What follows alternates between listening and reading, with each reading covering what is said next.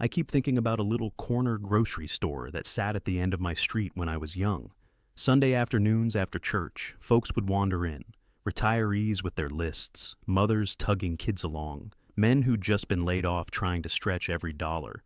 And I remember one neighbor, a proud Korean War veteran living on a fixed income, leaning over to me at the checkout and whispering, "I just hope the card goes through this time."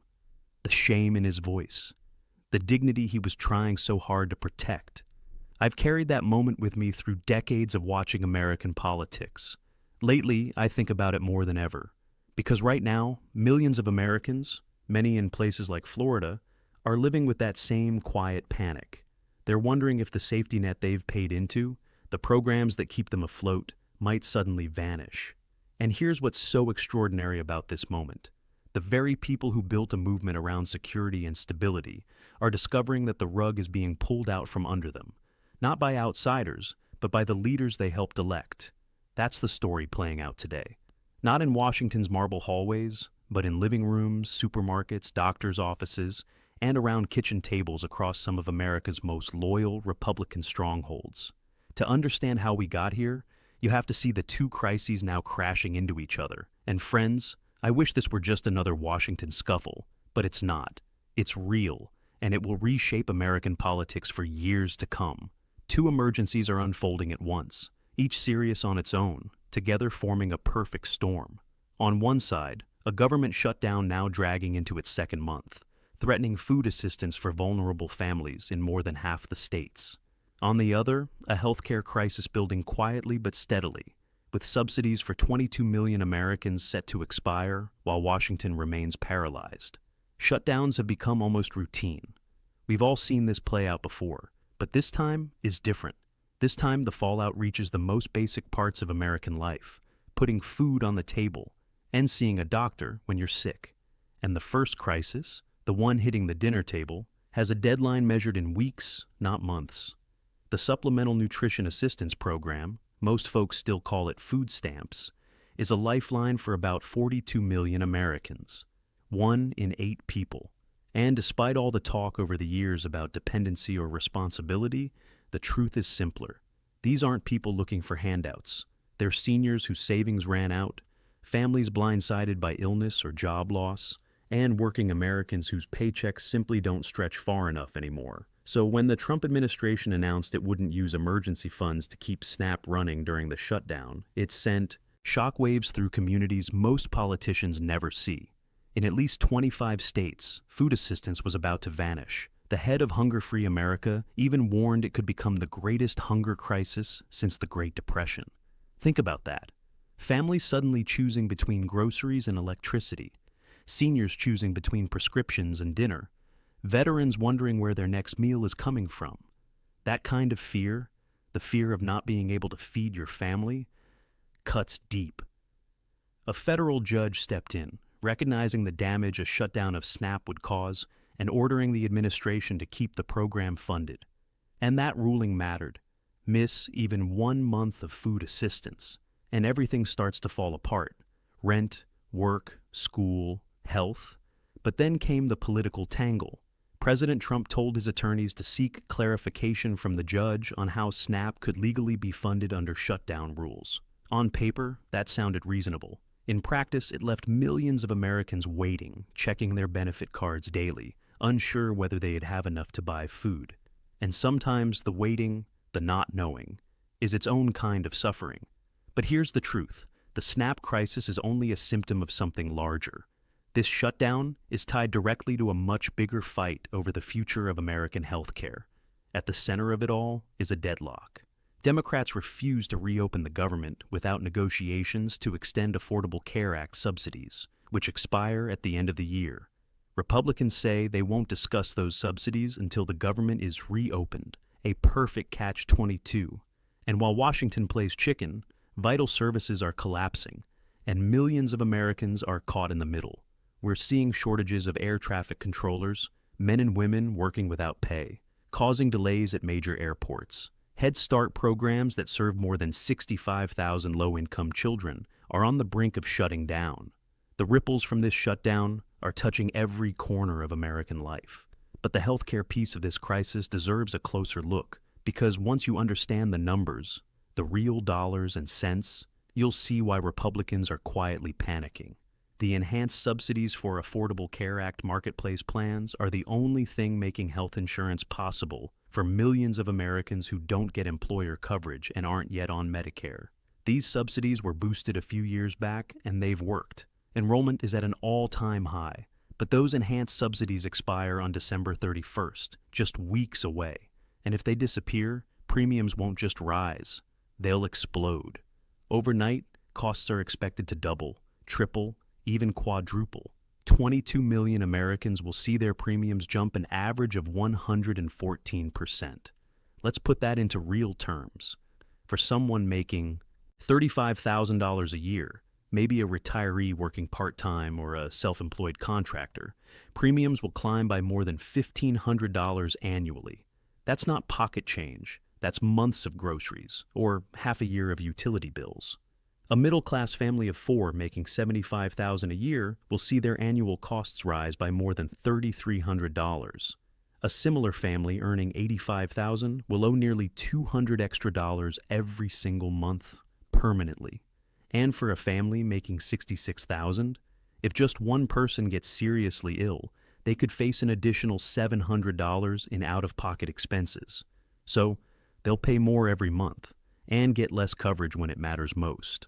Families are already sitting around kitchen tables trying to figure out what to cut. Braces for a child might have to wait. Routine care gets postponed.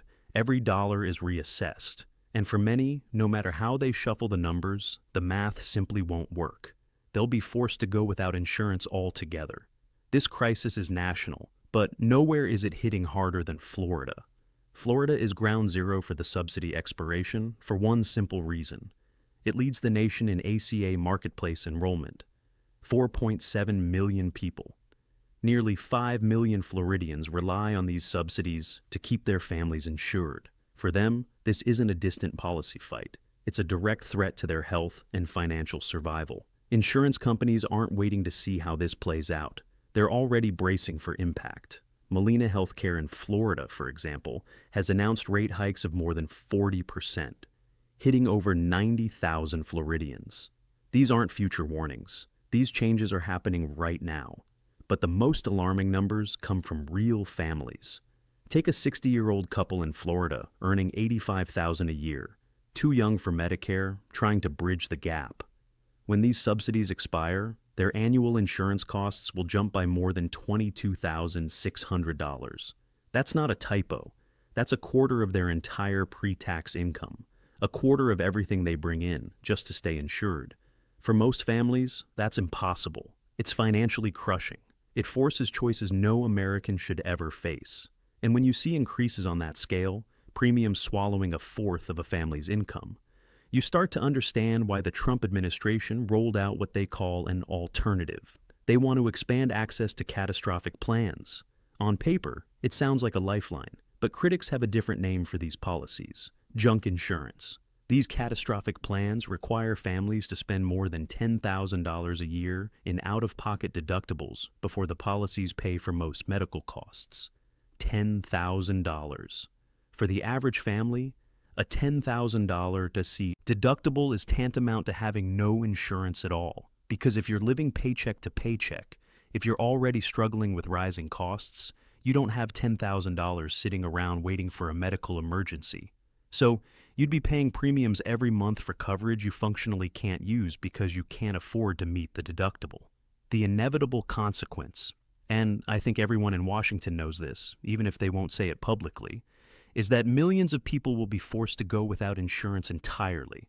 They simply won't be able to afford the massive premium hikes, and they won't be able to afford the $10,000 deductibles of the catastrophic plans. The projections are grim. An estimated 4 million people are expected to become uninsured in the next year alone, simply because they can no longer afford the cost of a plan. And this isn't a one-time event.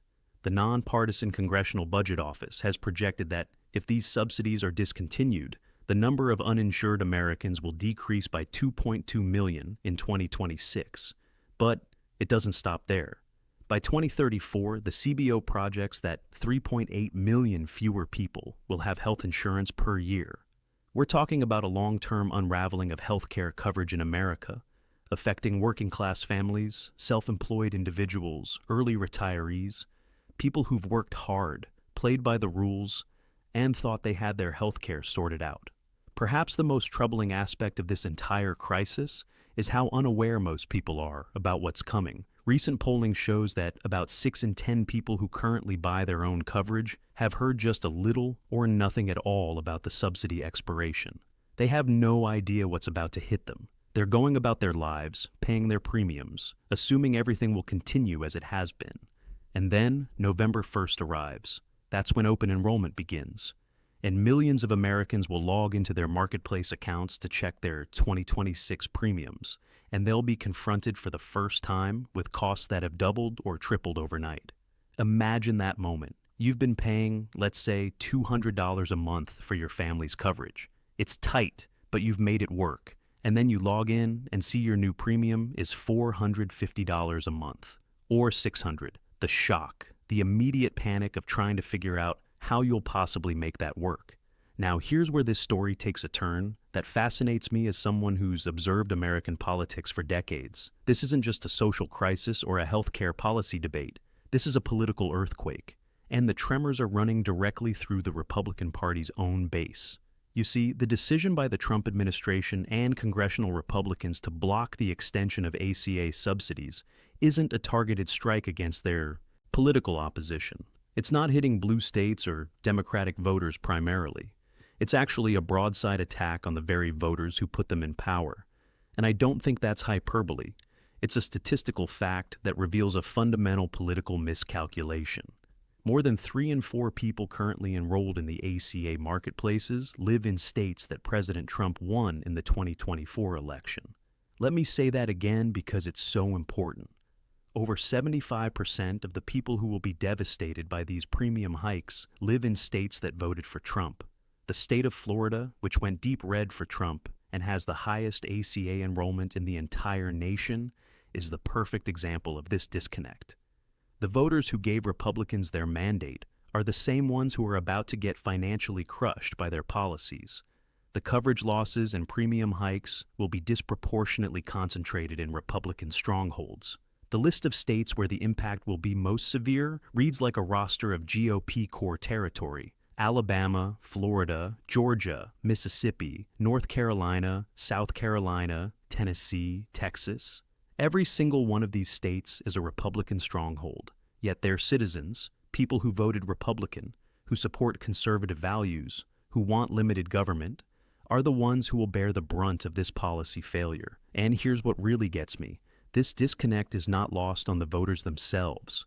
Recent internal polling reveals a stunning gap between the Republican leadership's agenda and what their own base actually wants. A new poll found that 59% of self-identified Republicans, nearly 6 in 10, actually favor extending the enhanced subsidies. And among Make America Great Again supporters specifically, 57% want these subsidies extended. Think about that. Trump's own base, the people who wear the red hats and attend the rallies, want the affordable health care that the administration is actively working to dismantle. This isn't Democrats criticizing Republican policy. This is Republican voters saying they need this help. And when it comes to assigning blame, the public, including many Republican supporters, knows exactly who's responsible.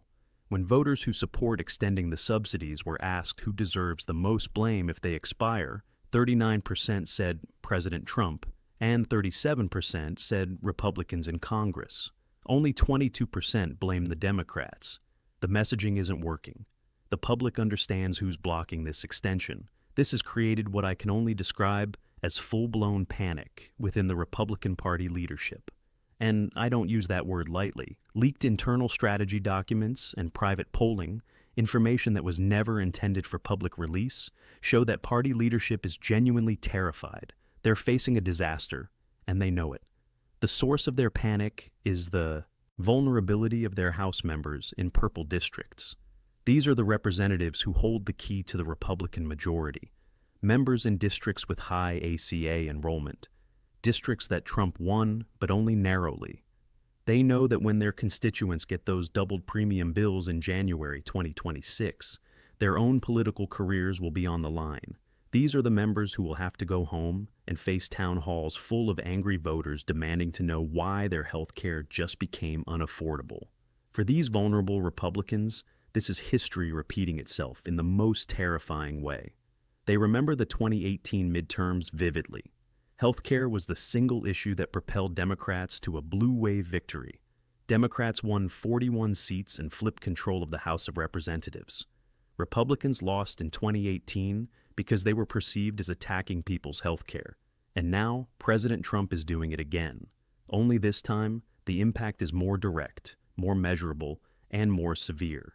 Even Representative Marjorie Taylor Greene, about as staunch a conservative as you'll find in Congress, has publicly expressed frustration with what she calls the failures of decades of both parties. When someone like Greene is voicing concerns, you know the internal fissures run deep.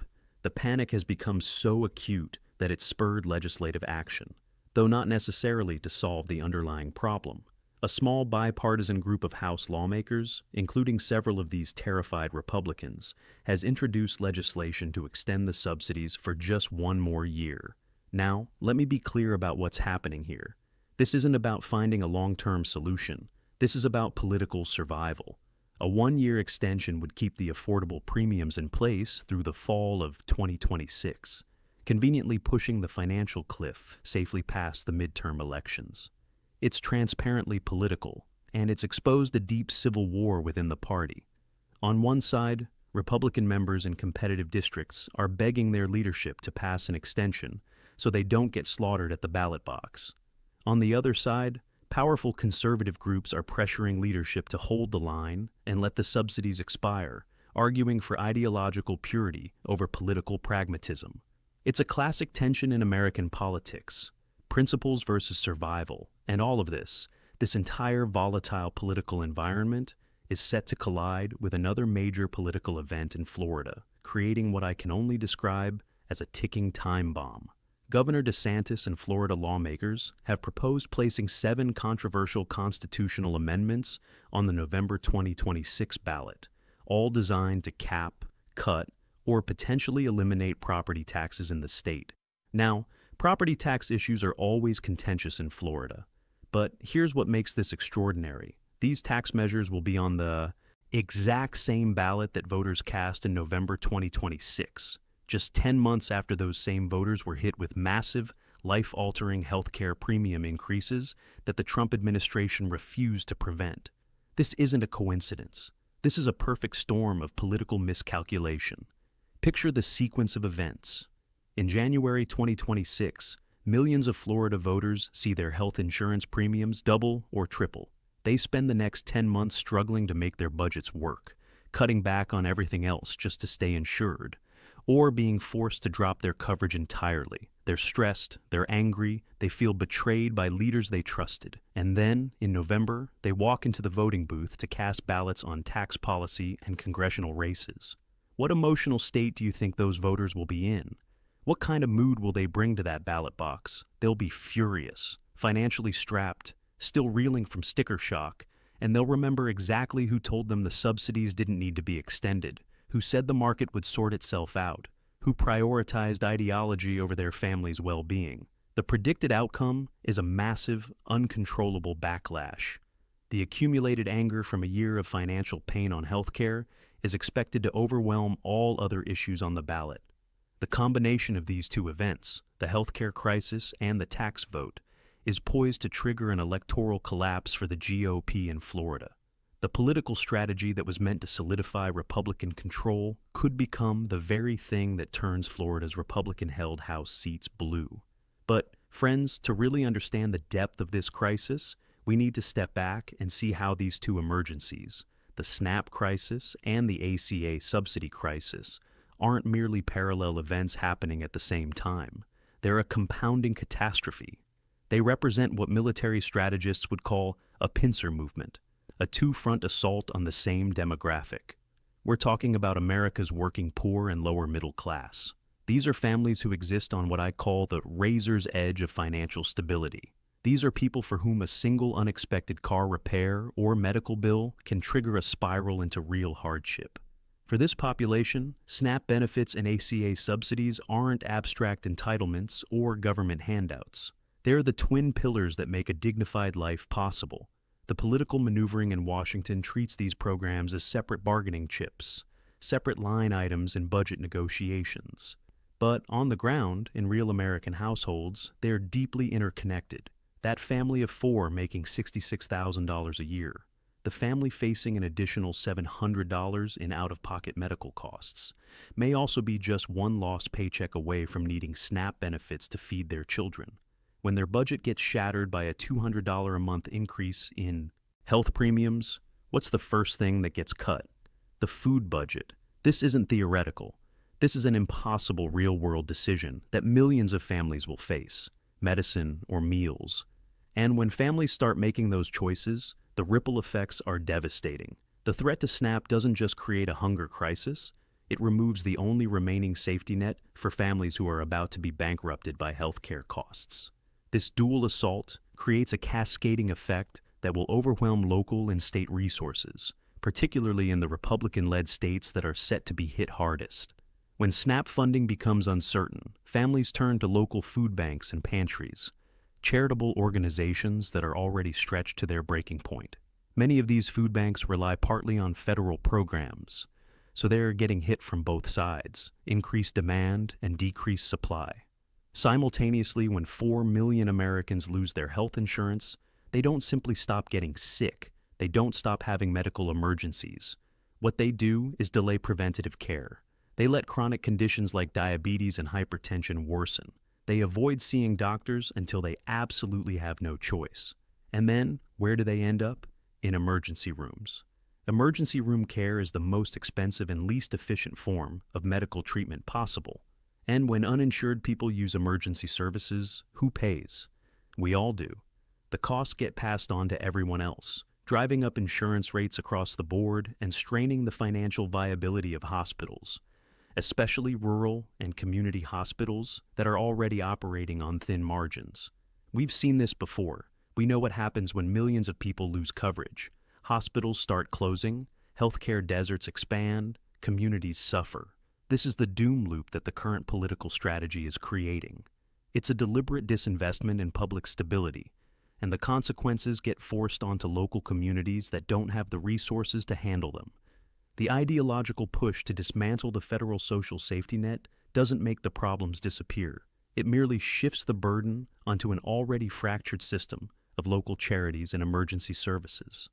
And that's why the political panic brewing within the Republican Party is about more than just the ACA. It's about more than any single policy. It's the dawning, terrifying realization that their own voters, the same people who cheer at rallies, who defend the president on social media, who proudly call themselves conservatives, are critically dependent on the very economic supports that their party is actively dismantling. The 2026 midterms won't be a simple referendum on healthcare policy or tax proposals. It will be a visceral public reaction to a year of forced impossible choices. It will be a referendum on the fundamental question of whether government has any responsibility to provide a basic floor of economic security and human dignity. And that question is being answered with a resounding no through the simultaneous attacks on both food assistance and healthcare affordability. You know, after all these years of watching American politics, through good times and hard times, through moments of unity and periods of bitter division, I've learned one fundamental truth. People don't ultimately vote based on speeches or slogans or cable news headlines. They vote based on what's happening at their kitchen table, on what keeps them up at night, on whether they feel their leaders see them, hear them, and stand with them when times get tough. And Florida, along with millions of Republicans across the country and those red states I mentioned, is about to face one of the hardest years in recent memory.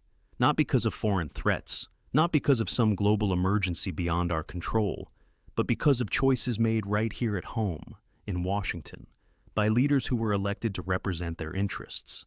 When that moment comes, when the bills arrive in the mail, when the coverage disappears, when the grocery budget has to stretch even thinner, folks are going to ask themselves the same timeless question that Americans have asked in every generation.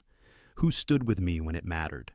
And that answer will shape the future of American politics more than any rally, any tweet, or any 30-second campaign ad ever could. Because at the end of the day, politics isn't really about ideology or party loyalty. It's about whether the people we elect understand the lives we're actually living, and whether they're willing to help when we need it most. That's the social contract. That's what holds a country together. And right now, that contract is being tested in ways we haven't seen in a very long time. If this conversation helped clarify some of what's unfolding, especially if you're in Florida or you've got family there, go ahead and tap that like button. It really does help more people understand what's coming. And if you've lived through political cycles like this before, if you remember how 2010 felt, or 2018, I'd genuinely love to hear your perspective. Drop a comment and share your story, because I learn from you as much as I hope you get something from these conversations. And of course, if you want more thoughtful, calm, honest discussions like this, if you're tired of the shouting and want someone to just walk through these issues with clarity and respect, subscribe to the channel. We're going to keep talking about the real issues folks are living with every day. Not the noise, not the manufactured outrage, just the truth, as best as I can see it, after all these years of watching this great country navigate its challenges. Thank you for spending this time with me today. Take care of yourselves, take care of each other, and I'll see you in the next one.